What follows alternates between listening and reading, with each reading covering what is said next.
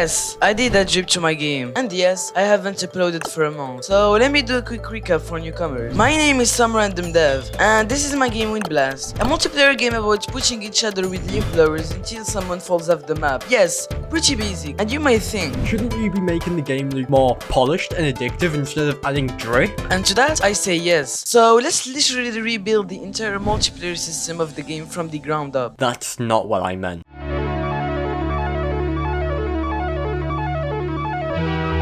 Wait, hold on, let me help you. There's this thing called UBNP you should try, which is gonna let you play on the internet.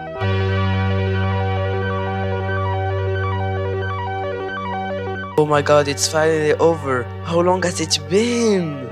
Oh, makes sense. What I did here is recode every little thing that has to do with multiplayer, so I can play with friends online using UPnP, and make the characters stop jittering when they push each other. Yes, there was a huge bug I hid from you last vid where the characters would just shake weirdly when you push them. I know, weird. By the way, remember what I told you about adding each node to the synchronizer so they could update in each instance of the game? Well, you don't need to do that anymore. Introducing RPC functions, the functions that run across every instance of the game. Yes, it was as simple as that. I was so scared of RPC functions, but they're so straightforward. I mean, just look at them there.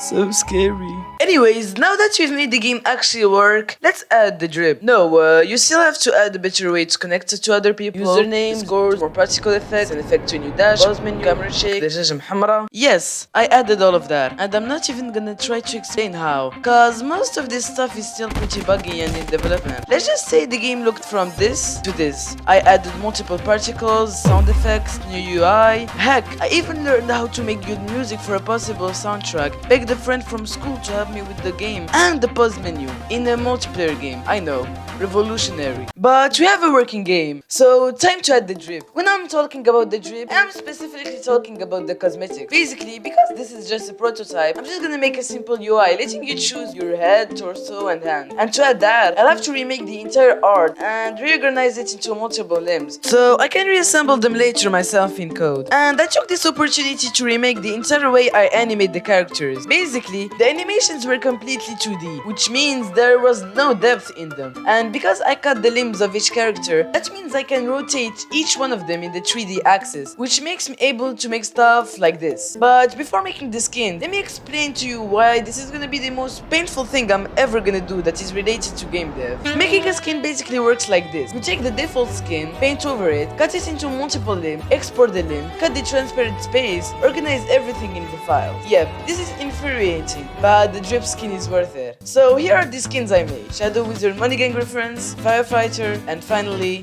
the drip. Thanks for watching.